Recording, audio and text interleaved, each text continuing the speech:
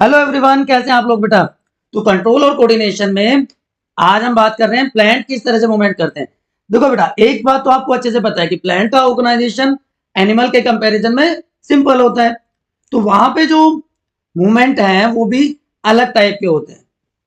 अगर मैं simple words में आपको बताऊं कि या कंपेयर करूं प्लांट और एनिमल को, तो प्लांट्स में क्या होता है, सिर्फ मूवमेंट होता है, जबकि एनिमल्स क्या शो करते हैं, एनिमल्स में मूवमेंट भी होता है और उसके साथ साथ लोकोमोशन भी वो शो करते हैं। अब बहुत सारे बच्चों को तो यही नहीं पता होगा कि what is the difference between movement and locomotion. कोई बात नहीं, अभी आपको क्लियर कर देते हैं। देखिए, मान लीजिए ये एक मीन पोजीशन है, जैसा कि प्लांट एक स्ट्रेट खड़ा होता है, उसके टुवर्ड्स या उसके अवे, उसकी तरफ या उसे दूर एक फिक्स पोजीशन पर रह के up down left right movement करना या हिलना डुलना, दैट इज कॉल्ड मूवमेंट। तो यहाँ पे कोई पोजीशन में कोई चेंज नहीं आया है। लेकिन एनिमल्स क्या करेंगे, एनिमल्स भाग के यहाँ से यहाँ चले जाएंगे, यहाँ से यहाँ जाएंगे, या और किसी पर्टिकुलर डायरेक्शन में चले जाएंगे। तो जब पोजीशन चेंज होती है किसी ऑर्गेनिज्म की, then it is known as locomotion. तो प्लांट्स में सिर्फ होता है मूवमेंट और एनिमल में मूवमेंट और लोकोमोशन दो तरह के होते हैं। तो जो प्लांट्स हैं बच्चों, दो तरह के मूवमेंट शो करते हैं, ट्रोपिक एंड नेस्टिक मूवमेंट। कुछ मूवमेंट ऐसे होते हैं जो ग्रोथ रिलेटेड होते हैं, कुछ ग्रोथ से रिलेटेड नहीं होते हैं। तो इन्हीं सब की बात करेंगे। तो डायरेक्शनल या ट्रोपिक मूवमेंट्स ऐसे मूवमेंट जो किसी स्टिमुलस के वजह से होते हैं, या तो स्टिमुलस की तरफ या स्टिमुलस से दूर। जबकि जो नेस्टिक मूवमेंट होंगे, जो नॉन डायरेक्शनल मूवमेंट होंगे, वो ग्रोथ से रिलेटेड नहीं होते, वो स्टिमुलस पे भी डिपेंड नहीं करते हैं। तो पहले बात करते हैं हम नेस्टिक मूवमेंट्स की। बड़ा ब्यूटीफुल सा आपको एक कार्निवोरस प्लांट दिखाई दे रहा होगा, ठीक है ना। इवन बिफोर एंड आफ्टर वाले कंडीशंस आजकल बहुत कॉमन है। तो जो नॉन डायरेक्शनल या नेस्टिक मूवमेंट्स होते हैं वो होते क्यों हैं बच्चों, क्योंकि ये ग्रोथ रिलेटेड तो है नहीं, ये स्टिमुलस की डायरेक्शन पे भी डिपेंड नहीं करते।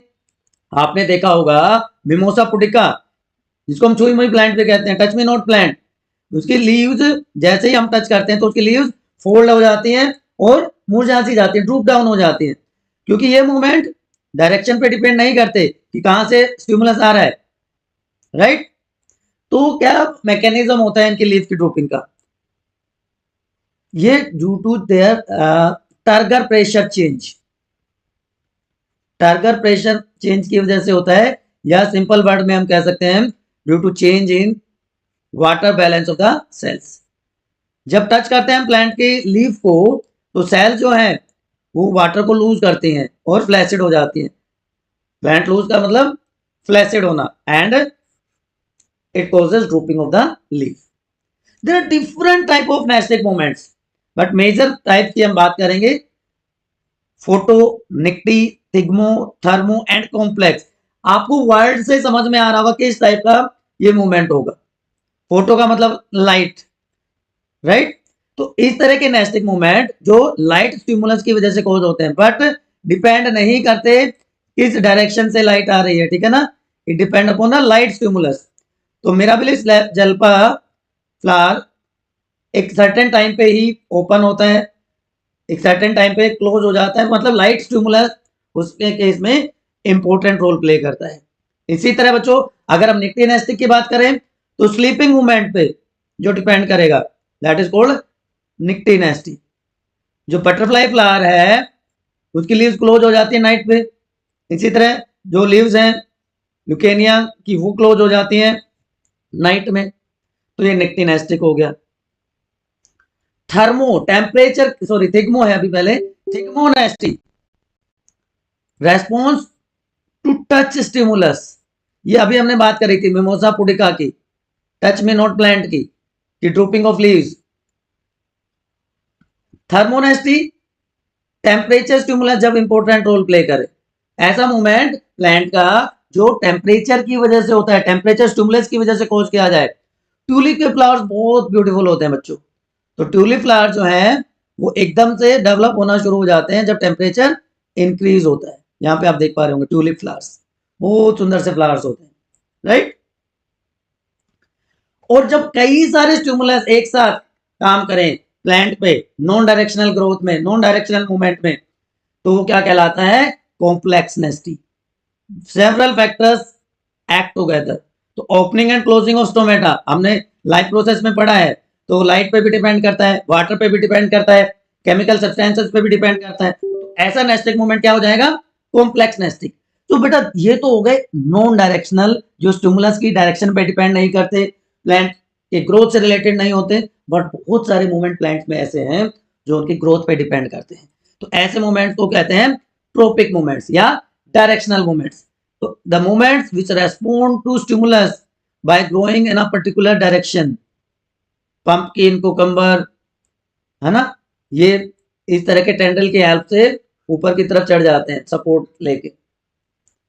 तो जो ट्रोपिक मूवमेंट्स है या ट्रोपिज्म जो है ना, वो रेस्पॉन्स है प्लांट के पार्ट का टुवार्ड्स, टुवार्ड्स होगा तो उसको पॉजिटिव ट्रोपिक मूवमेंट कहेंगे, और अवे होगा तो उसको नेगेटिव ट्रोपिक मूवमेंट या नेगेटिव ट्रोपिज्म कहते हैं। ये ट्रोपिक मूवमेंट एक पर्टिकुलर डायरेक्शन से आते हैं और ये हमेशा ग्रोथ मूवमेंट होते हैं, राइट। तो अभी अभी मैंने बताया कि पॉजिटिव कब होगा? Towards the stimulus. नेगेटिव कब होगा? Away from the stimulus. ठीक है, ये मिमोसा पुडिका। अब आप बताइए ग्रोथ रिलेटेड है या नहीं है? इट इज ट्रोपिक मूवमेंट और it is nastic movement. Please एक बार फटाफट कमेंट सेक्शन में बता दीजिए, मैंने इसीलिए आप स्लाइड डाली हुई। इसके बाद बात करते हैं ना बच्चों types of trophic movement. Photo, light का, जियो, ग्रेविटी स्टिमुलस, हाइड्रो, वाटर जब स्टिमुलस की तरह एक्ट करेगा, जब कोई केमिकल स्टिमुलस की तरह एक्ट करता है तो कीमोट्रोपिज्म हो जाता है, और टच भी ट्रोपिक मूवमेंट का काम करता है तो वो थिग्मोट्रोपिज्म हो गया। देखिए लाइट की तरफ तो पॉजिटिव,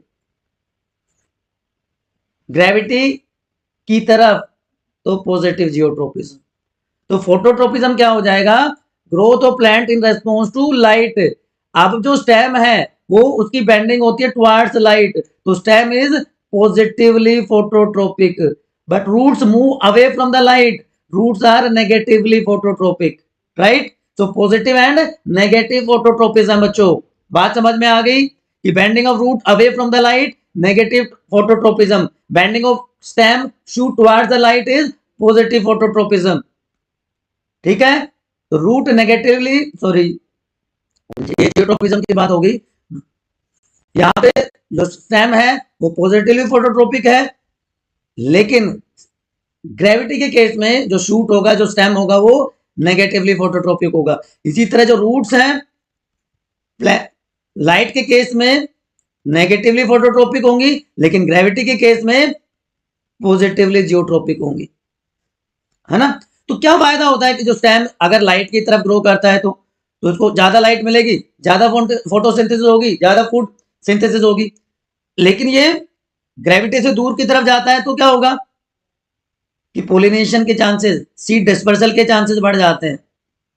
इसका मतलब प्लांट का नंबर बढ़ जाता है, सर्वाइवल के चांसेस बढ़ जाते हैं। जियो, जियो का मतलब ग्रेविटी है, तो ग्रेविटी स्टिमुलस का response is called as geotropism. तो अगर टुवर्ड्स ग्रेविटी है जैसा कि रूट शो करती हैं, एनसीईआरटी का डायग्राम है, तो पॉजिटिव जियोट्रोपिज्म, और स्टेम दूर ग्रो करता है, अवे जाता है, तो नेगेटिव जियोट्रोपिज्म हो गया। तो geotropism is movement of plant in response to gravity, चाहे उसकी तरफ हो चाहे उससे दूर हो, चाहे पॉजिटिव जियोट्रोपिज्म हो चाहे नेगेटिव जियोट्रोपिज्म हो। अब ये सोच रहा है कि मेरा क्या हुआ, मैं तो ग्रेविटी की तरफ जा रहा हूं लेकिन मुझे तो पानी मिला नहीं, तो क्या ये पॉजिटिव जियोट्रोपिज्म है बच्चों या नेगेटिव है? पॉजिटिव और नेगेटिव जियोट्रोपिज्म बताओ, आपके कमेंट का वेट है, बताओ फटाफट जल्दी से। चलिए, तो रूट ग्रेविटी की तरफ जा रही तो फायदा क्या है? उसको प्लांट को एक सपोर्ट मिल गया, एंकर मिल गया, पानी के लिए जो सर्च है प्लांट की वो पूरी हो जाएगी, और ये एंश्योर करता है कि जो जर्मिनेटिंग सीड है वो हमेशा नीचे की तरफ ग्रो करे, पोजीशन कुछ भी हो सीड की सोइल में। सीड ऐसे रख दें, ऐसे रख दें, ऐसे रख दें, कैसे भी रख दें, जो रेडिकल है जिसे रूट सिस्टम बनता है वो नीचे की तरफ ग्रो करेगा, जो प्लूम्यूल है जिससे शूट सिस्टम बनता है वो ऊपर की तरफ ग्रो करेगा। इसको एपिकोटाइल इसीलिए तो कहते हैं अबोव ग्राउंड, रूट को हाइपोकोटाइल इसीलिए तो कहा जाता है, हाइपो का मतलब बिलो ग्राउंड। ठीक, चलिए अब तीसरा ट्रॉपिक मूवमेंट आ गया हाइड्रो। हाइड्रो का मतलब तो पानी पानी पानी, तो पानी का जो रेस्पॉन्स है प्लांट्स के लिए वो हाइड्रोट्रोपिज्म कहलाएगा। ठीक है ना बच्चों, तो रूट्स ग्रो करती है पानी की तरफ, तो रूट्स हो गई positively hydrotropic, positive hydrotropism show करती हैं roots. And next one is chemo. Chemo का मतलब है ना बच्चों केमिकल, तो केमिकल के टुवर्ड्स रेस्पॉन्स होगा तो क्या कहलाएगा, कीमोट्रोपिज्म। जो पोलन ट्यूब है वो ओव्यूल की तरफ जाती है, ये स्पीशीज स्पेसिफिक इंटरेक्शन भी होता है कि एक पर्टिकुलर स्पीशीज का पोलन ग्रेन उसी स्पीशीज के स्टिग्मा पे आके स्टिक करेगा। ठीक है, अब आप में से अगर कोई बता सकता है कि अगर प्लांट में पोलन ट्यूब के थ्रू पोलिनेशन होता है तो उस प्रोसेस को क्या कहा जाता है, आप में से अगर कोई बता पाए फटाफट कमेंट सेक्शन में लिख के बताओ।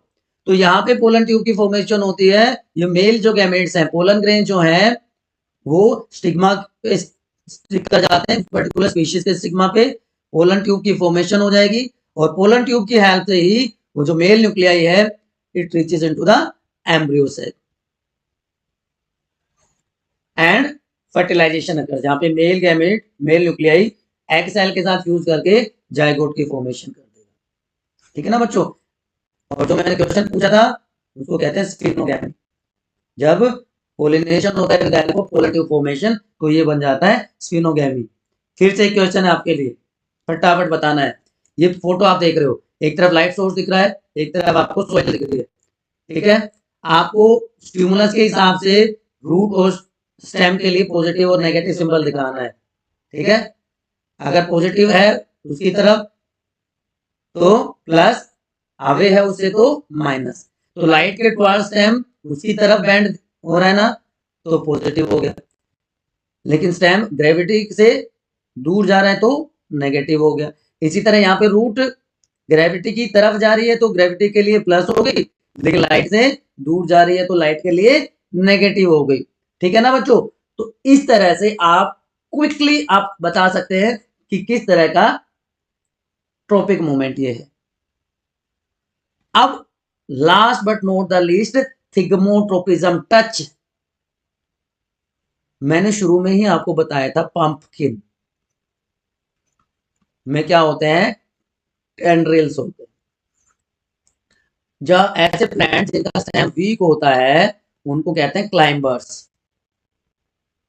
ठीक है ना बच्चों, वो होते हैं क्लाइंबर्स। तो क्लाइंबर्स में टेंड्रिल्स प्रोड्यूस होते हैं जो सपोर्ट करते हैं प्लांट को so that they can grow upward.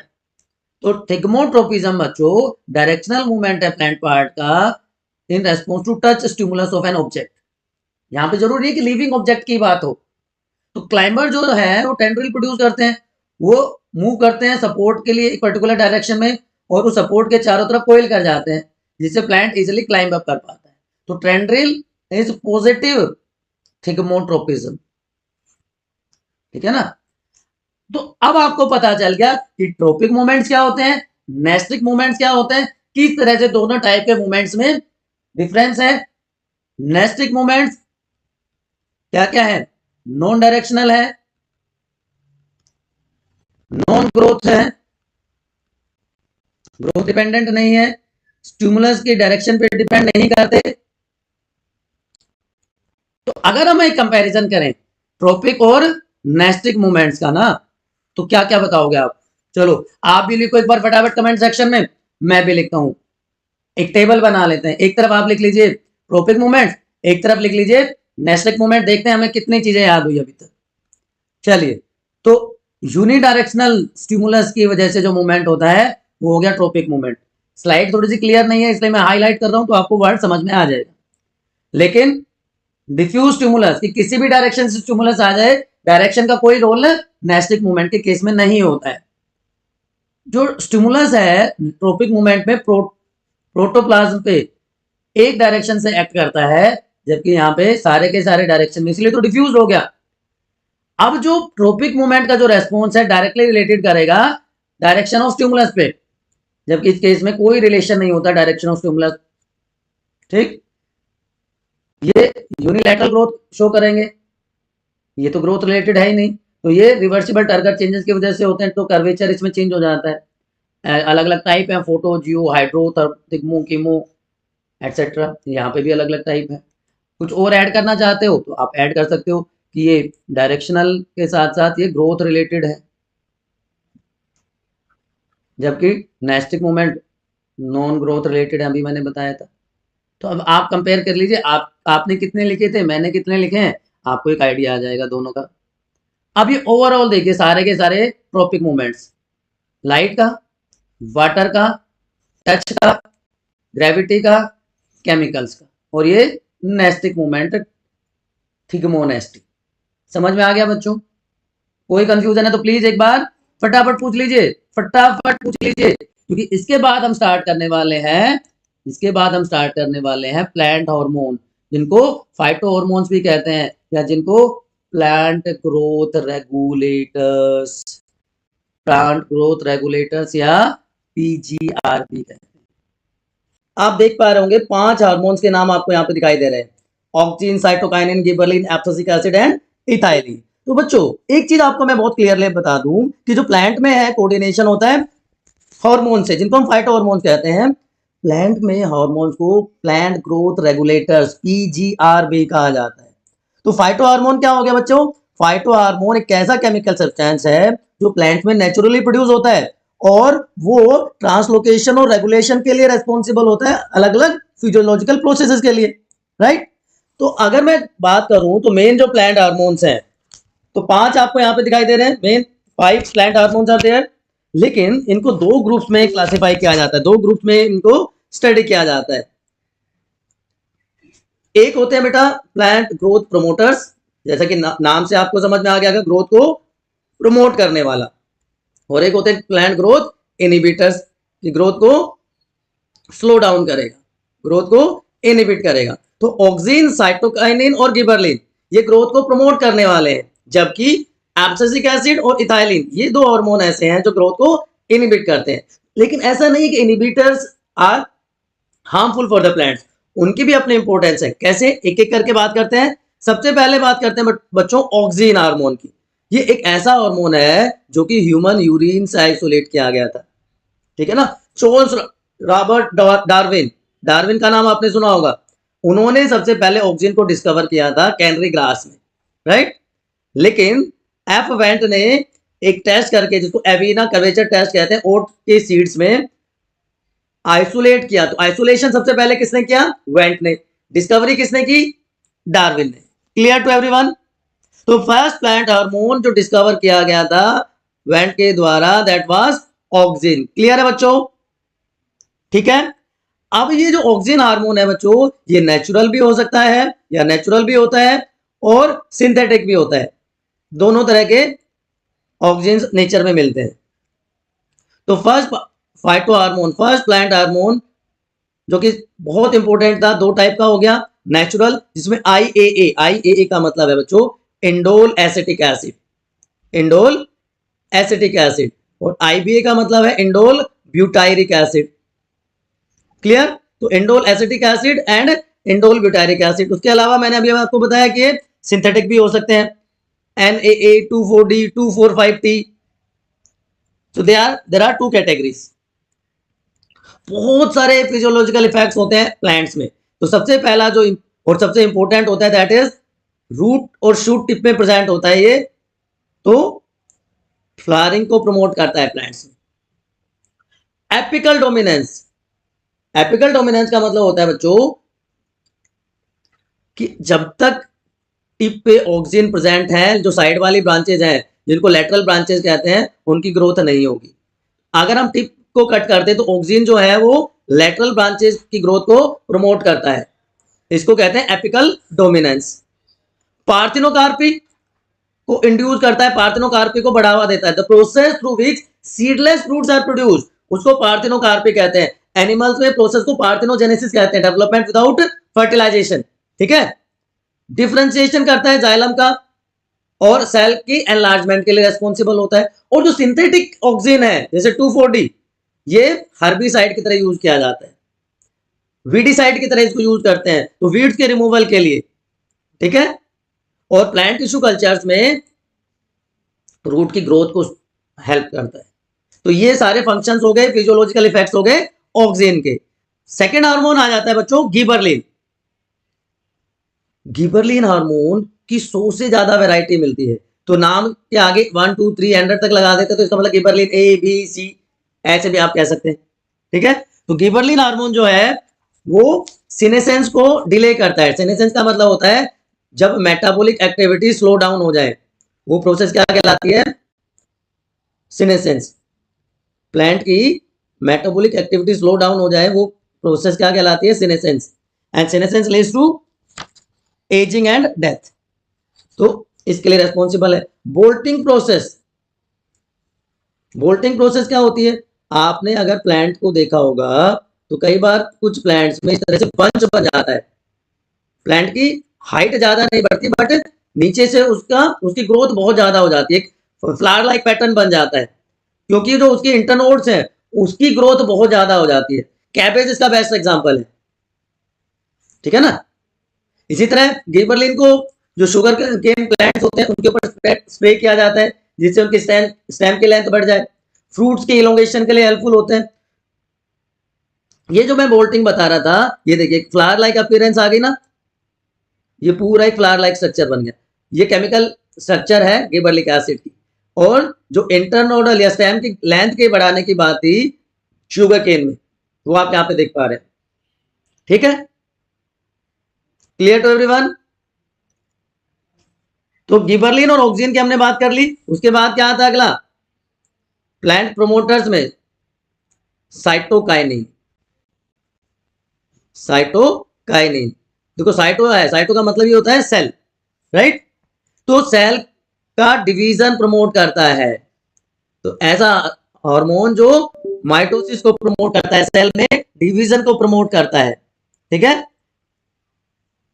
तो अगर फंक्शंस की बात करें तो ज्यादा सेल डिवीजन होगा तो ज्यादा सेल्स होंगी, ज्यादा सेल्स होंगी तो ऑब्वियसली बात है प्लांट की ग्रोथ भी हाई हो जाएगी। तो सेल डिवीजन प्लस इलोंगेशन, सबसे इंपॉर्टेंट काम साइटोकाइनिन का। सेल इलोंगेशन प्लस एनलार्जमेंट आप कह सकते हो, सेल डिवीजन प्लस इलोंगेशन आप कह सकते हो, सबसे पहला काम हो गया। उसके अलावा जो सेकेंडरी ग्रोथ होती है प्लांट्स में, जो पेरिनियल प्लांट्स होते हैं, जो एंजियोस्पर्म होते हैं, उनमें सेकेंडरी ग्रोथ साइटोकाइनिन की हेल्प से होती है। सीनेसेंस को ब्रेक करते हैं या डिले करते हैं। जो मेटाबॉलिक एक्टिविटी स्लो डाउन हो जाती है प्लांट्स में, उस प्रोसेस को डिले करने का काम करते हैं। और उसके अलावा एक और इंपॉर्टेंट फंक्शन आपको बता देता हूं, ओपनिंग ऑफ स्टोमेटा को भी ये प्रमोट करते हैं। तो 4 इंपॉर्टेंट फंक्शन मैंने आपको बता दिए, ठीक। अब ये भी नेचुरल और सिंथेटिक दोनों हो सकते हैं। साइटोकाइनिन भी नेचुरल और सिंथेटिक दोनों हो सकते हैं बच्चों। तो जो सबसे पहला साइटोकाइनिन ऑब्जर्व हुआ था, मतलब जो ऑब्टेन किया गया था, first natural cytokinin was G18, ठीक है। जबकि काइनेटिन एक सिंथेटिक साइटोकाइनिन है। G18 एंड काइनेटिन ये दो आपको याद रखने हैं, KINE, काइनेटिन एंड G18। जो नेचुरल साइटोकाइनिन है बच्चों वो मिल जाता है आपको कोकोनट वाटर में,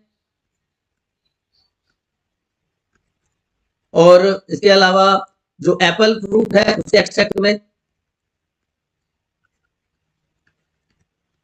तो ये तो बात होगी बेटा तीनों प्लांट प्रोमोटर्स की, ग्रोथ प्रोमोटर्स की। अब हम बात कर लेते हैं ग्रोथ इनहिबिटर्स की। उसमें दो है, पहला एब्सिसिक एसिड।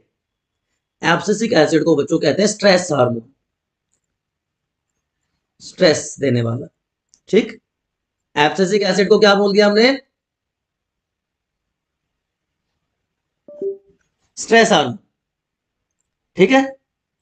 तो जो प्रोमोटरी इफेक्ट है ऑक्सीजन और गिबरलिन के, उनको रिवर्स करता है, इसलिए इसको एंटी ऑक्सीजन, एंटी गिबरलिन भी कहा जाता है। तो अगर इसके फंक्शंस की बात करें तो antagonistic to gibberellic acid, gibberellin. Antagonistic का मतलब तो इक्वल बट अपोजिट, तो एंटी ऑक्सिन और एंटी गिबरलिन है ये। तो abscisic acid inhibitor of plant metabolism, जो मेटाबॉलिक एक्टिविटीज है उनको इनहिबिट करता है, उनको रोकता है। सीड डोरमेंसी को प्रमोट करता है। सीड डोरमेंसी का मतलब जब सीड जर्मिनेट करने की एबिलिटी नहीं रखता उसको, उस स्टेज को सीड डोरमेंसी कहते हैं। मैचुरेशन और डेवलपमेंट को इनहिबिट करता है, रोकता है। और कॉजेज क्लोजिंग ऑफ स्टोमेटा, इसलिए इसको स्ट्रेस हार्मोन भी कहा जाता है। इसके अलावा ये सीनेसेंस को प्रमोट करता है, ठीक। और जो दूसरा ग्रोथ इनहिबिटर हार्मोन है ethylene, it is only gaseous hormone found in plants. सिर्फ एक ही ऐसा है जो गैसियस फॉर्म में मिलता है, इसलिए इसकी स्प्रेइंग की जाती है प्लांट्स पे। तो मोस्टली ये इनहिबिटर का काम करता है, बट ये ग्रोथ प्रमोटर भी है। इट हेल्प, ये सबसे इंपॉर्टेंट काम जिसका आजकल मिसयूज बहुत होता है।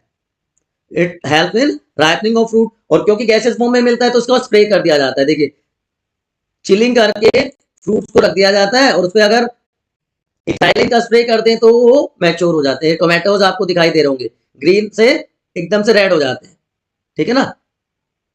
ये आपको कन्वर्जन दिख रहा है, ग्रीन टू रेड, ठीक है बच्चों।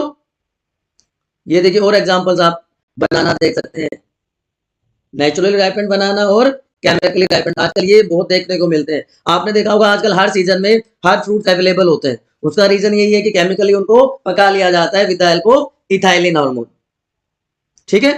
तो ओवरऑल अगर मैं समराइज करूं आपके लिए, तो जो फंक्शंस हैं प्लांट हार्मोन के, बेसिक या मेन फंक्शन जो है, सबसे पहले ऑक्सिन सेल इलोंगेशन के लिए। ये वाला स्टेप आपको भी मैं समझाऊंगा कि कैसे फोटोट्रोपिज्म में लाइट के टुवर्ड्स रेस्पॉन्स देता है ऑक्सिन, तो सेल इलोंगेशन में हेल्प करता है।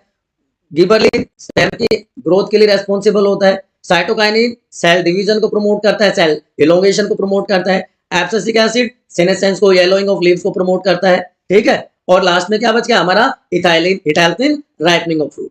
क्लियर टू एवरीवन बच्चों। चलिए अब ये बात समझते हैं कि कैसे जो हमारा ऑक्सिन हार्मोन है वो फोटोट्रोपिज्म, ऑलरेडी हम पढ़ चुके हैं ना फोटोट्रोपिज्म, तो response of plant towards light stimulus. तो फोटोट्रोपिज्म में ऑक्सिन का क्या रोल है, यहां पे आपको 3 कंडीशन दिख रही होंगी, और ऑक्सिन की कंसंट्रेशन भी आपको यहां पे दिखाई दे रही है। जब सनलाइट ओवरहेड है, समझिएगा बेटा, सूरज हमारे सर के ऊपर है, ठीक है, तो जो ऑक्सिन है, इंडोल एसिटिक एसिड है, उसके मॉलिक्यूल्स इवनली डिस्ट्रीब्यूटेड होंगे। ऑक्सिन इवनली डिस्ट्रीब्यूटेड, तो वो सीधी ग्रोथ करता है। बात समझ में आ गई। यहां पे बिल्कुल ओवरहेड है, बिल्कुल सर के ऊपर है, प्लांट के सर के ऊपर, हमारे सर के ऊपर नहीं। दूसरा केस, अब देखिए आप, थोड़ा सा शिफ्ट करता है सन टुवर्ड्स राइट, ठीक। तो एंगल पे जब होगा तो क्या होगा, तो जो ऑक्सीजन मॉलिक्यूल्स हैं वो दूर की साइड में मूव कर जाएंगे, मूव फार साइड, और क्या कॉज करेंगे, elongation of cell, cause elongation of cell on that side. बात समझ में आ गई। तो यहां पे इस साइड में ऑक्सीजन की कंसंट्रेशन ज्यादा है, जो यहां से सनलाइट है उसके ऑपोजिट साइड में। और तीसरे केस में क्या होगा बच्चों, अब एंगल और बढ़ जाएगा, अब और दूर चला जाएगा, तो क्या होगा,